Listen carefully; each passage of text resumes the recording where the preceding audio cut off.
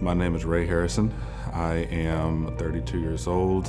Fun fact about me, I'm actually from the Bahamas, but I was born and raised here in the U.S. Whenever I was 10 years old is whenever I was exposed to pornography for the first time. Didn't know what it was, didn't know anything about any of it actually, but it's something I kept going back to. It was something that really plagued me, and coupled with that was the bullying that I've also experienced in kids, fantasy life, lust, and self-loathing. I eventually get married, and it worked its way into my marriage. Things were okay, at least from my thought, but I was never who I was supposed to be. I was not the husband I was supposed to be, the man I was supposed to be. I look back on it now, I feel like I was just existing, trying to do the best I could, trying to be a good person, trying to be a good husband, trying to be a good dad, but all the while having a secret right here on the side, something I for some reason never knew was wrong, but always knew it was something that I had to hide. The consuming of it just grew and grew, finding certain times of the day to get away and binge or watch, and not loving myself through this process. I never truly knew God throughout my whole life. I've always known about Him. We grew up in my home, we always prayed, and we were a family that did believe in God, but for me personally, I never knew Him personally. Thankfully, I met Him for the first time when I was 27, and that was during this process of recovery. And a couple years in was when I started to read the Bible for the first time. And He gripped me with Matthew 5, verse 26 and 27, where He said, "You've heard it said that you shall not commit adultery, but I tell you, if you've lusted against a woman, you've committed adultery in her heart." That really stuck out to me, because I never thought that looking was the bad thing. I thought the action was the bad thing. So that began the unraveling of the world that I was living in. And from that point on, it was a constant spiritual battle. In April of 2017, I ended up confessing everything to my wife, and that began the process of recovery, counseling, celebrate recovery. And then eventually I was turned on here to Changing Lanes. And this was a place that I was able to find true fellowship in a different way. I was used to fellowship in the church where people were nice and we can all get along there, but this was connecting through an area of brokenness.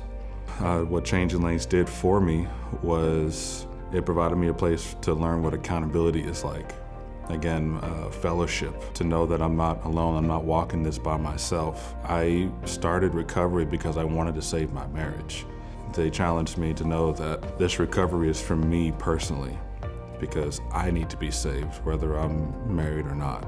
And I remember Brett asking me, will you still praise Him even if your marriage is not restored? And that was extremely tough for me to swallow. So this is a place to where we can be challenged, but also encouraged. At the time, we would break off into small groups, and I would help and encourage all of my other brothers that were here.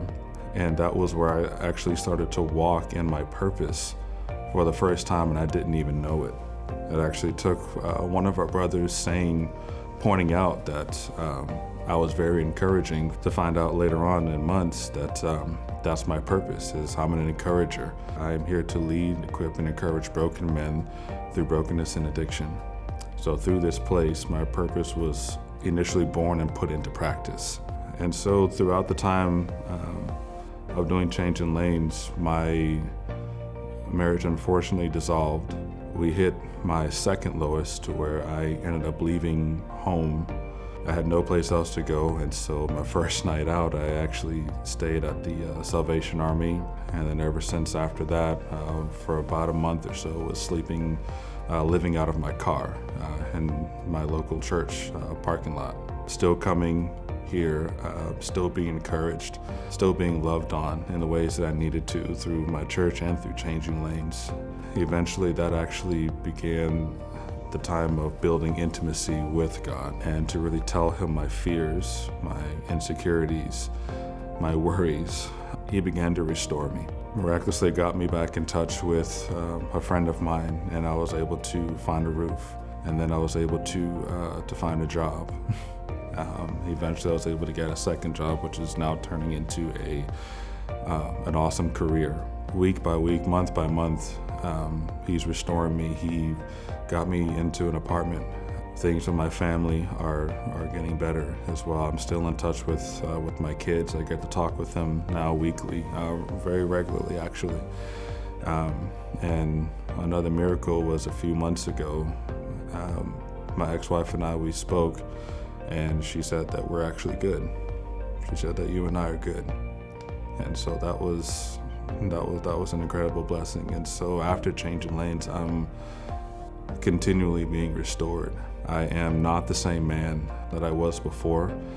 I am able to go back in time to the Ray Harrison 3 years ago, 2 years ago, even a year ago, and can offer him something. I can be a mentor to him and to help guide him along the way that I was here.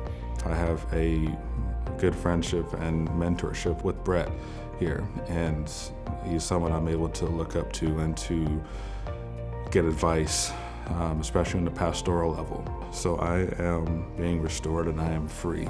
In a couple weeks, I actually celebrate 5 years of sobriety.